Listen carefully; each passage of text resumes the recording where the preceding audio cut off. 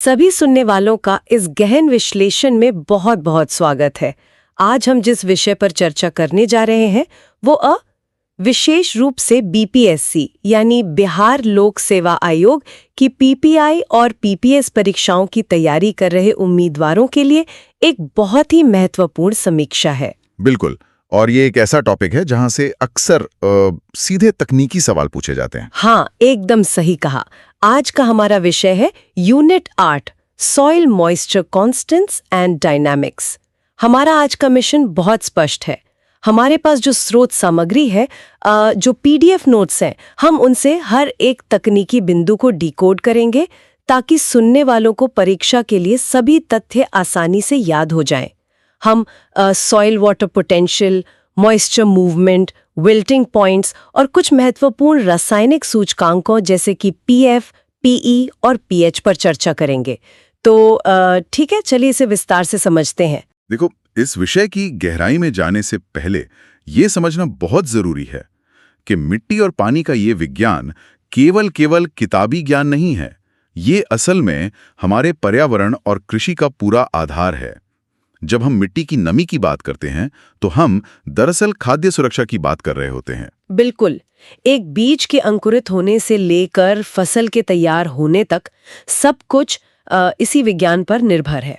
तो चलिए सबसे पहले मिट्टी की बुनियादी ऊर्जा और जल प्रवाह की ओर देखते हैं। स्रोत सामग्री में सबसे पहला सिद्धांत दिया गया है मेट्रिक पोटेंशियल का। तकनीकी भाषा में मेट्रिक पोटेंशियल वो कुल जल क्षमता है जो मिट्टी के सिस्टम के ठोस कोलॉइडल मैट्रिक्स के कारण होती है। हाँ, और ये जो ठोस कोलॉइडल मैट्रिक्स है ना, सुनने में बहुत भारी लगता है, लेकिन इसे आप एक स्पंज की तरह समझ सकते हैं। मिट्टी के छोटे कणों का जो ढांचा होता है वो पानी को अपनी तरफ खींचता है या उलझाता है, और इसी से जुड़ी एक और ऊर्जा है जो अक्सर परीक्षाओं में पूछी जाती है, कैपिलरी पोटेंशियल। हाँ, मेट्रिक और कैपिलरी में अक्सर कंफ्यूजन होता है। बिल्कुल, और इन दोनों के बीच का अंतर समझना बहुत जरूरी है। जहां मेट्रिक पोटेंशियल उस पूरे मिट्टी के ढांचे के कारण होने वाली कुल स्थिति है, वहीं कैपिलरी पोटेंशियल वो ऊर्जा है जिसके साथ मिट्टी पानी को बांध कर रखती है। आप कह सकते हैं कि ये वो ताकत है जिससे उस स्पंज ने पानी की बूंदों को जकड़ रखा है, और पौधों की जड़ों को पानी खींचने के लिए इसी ताकत के खिलाफ काम करना पड़ता है। मतलब अगर कैपिलरी पोटेंशियल बहुत ज्यादा है तो पौधा पानी नहीं खींच पाएगा। ये ऊर्जा का खेल वास्तव में बहुत दिलचस्प है, और जब हम इसे समझ लेते हैं तो अगला कदम ये जानना है कि इस ऊर्जा के प्रभाव में मिट्टी के भीतर पानी बहता कैसे है, जिसे जल की गतिशीलता या डायनामिक्स ऑफ वाटर मूवमेंट कहते हैं। बिल्कुल, और पानी कभी एक जगह ठहरता नहीं है। हाँ, इसके प्रवाह की मुख्य रूप से दो दिशाएं होती हैं, क्षैतिज यानी हॉरिजॉन्टल और लंबवत यानी वर्टिकल। अगर हम क्षैतिज प्रवाह की बात करें तो इसे तकनीकी भाषा में सीपेज कहा जाता है। सीपेज किसी भी जल चैनल का क्षैतिज प्रवाह है।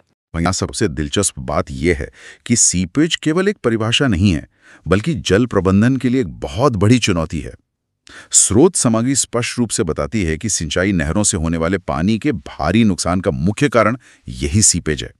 जब नहरों से पानी जाता है तो वो आगे बढ़ने के बजाय अगल बगल की मिट्टी में क्षैतिज रूप से रिसने लगता है। तो अगर परीक्षा में कैनाल इरिगेशन में पानी के नुकसान का कारण पूछा जाए तो उत्तर सीपेज होगा।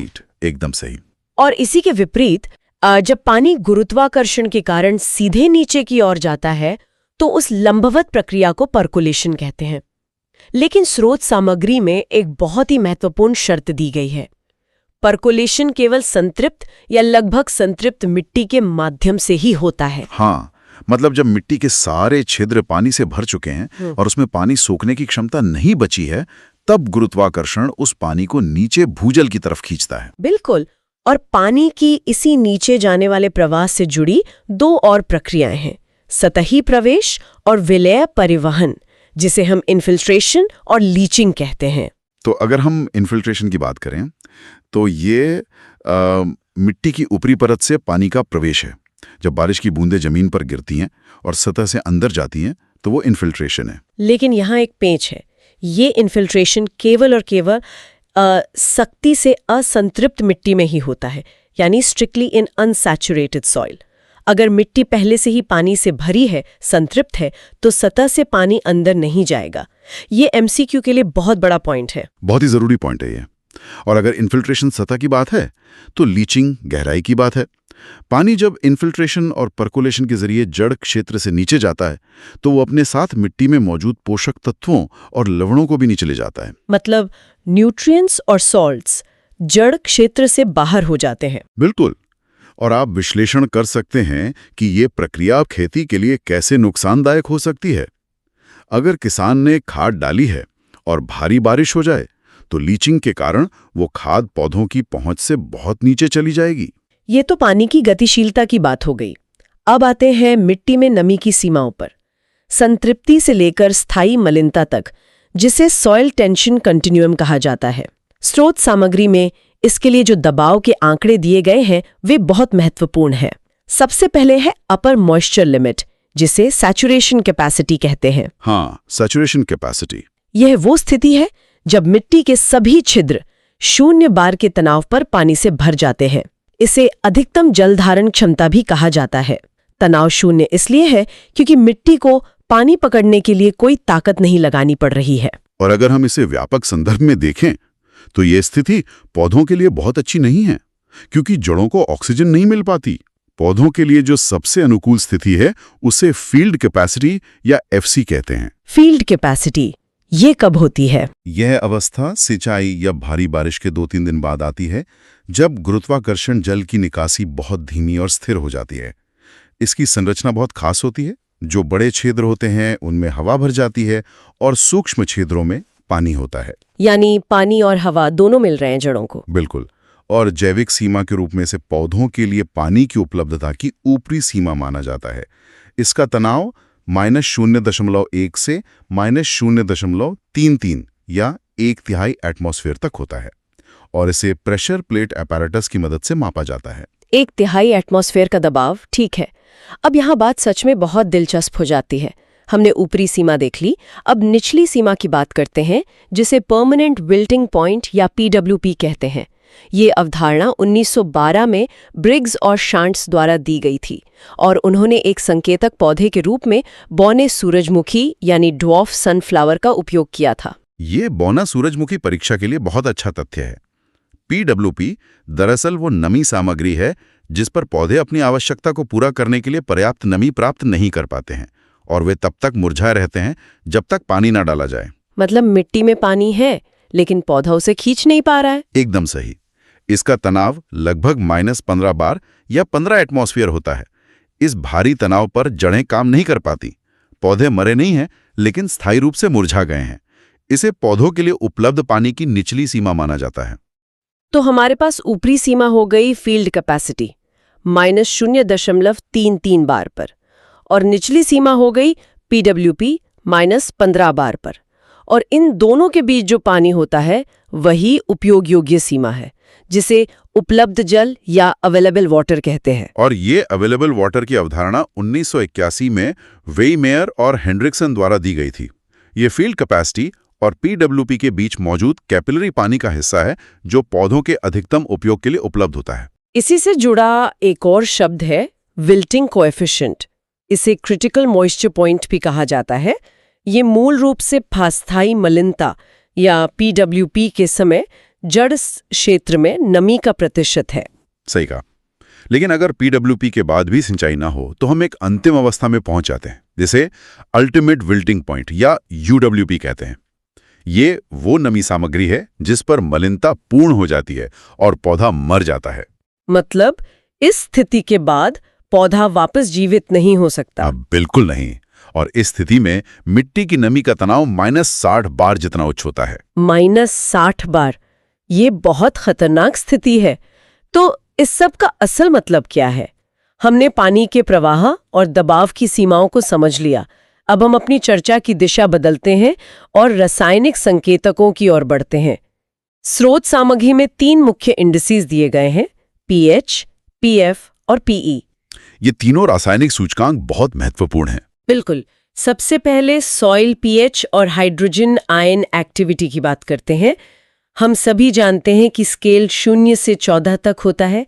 7 से कम अम्लीय, 7 तटस्थ और 7 से अधिक क्षारीय। लेकिन जो बात याद रखने वाली है वो ये कि ये शब्द 1909 में SPL सोरेनसन द्वारा दिया गया था। SPL Sorensen. हाँ, और इसकी तकनीकी परिभाषा है हाइड्रोजन आयन गतिविधि का नकारात्मक लघुगणक।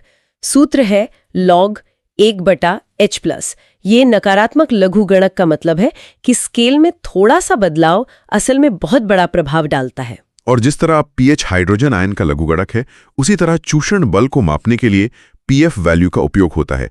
इसे 1935 में स्कोफील्ड द्वारा परिभाषित किया गया था। स्कोफील्ड द्वारा? हाँ, इसकी परिभाषा ये है कि यह आवश्यक चूषण देने के लिए जल स्तंभ की सेंटीमीटर ऊंचाई का लघुगणक है।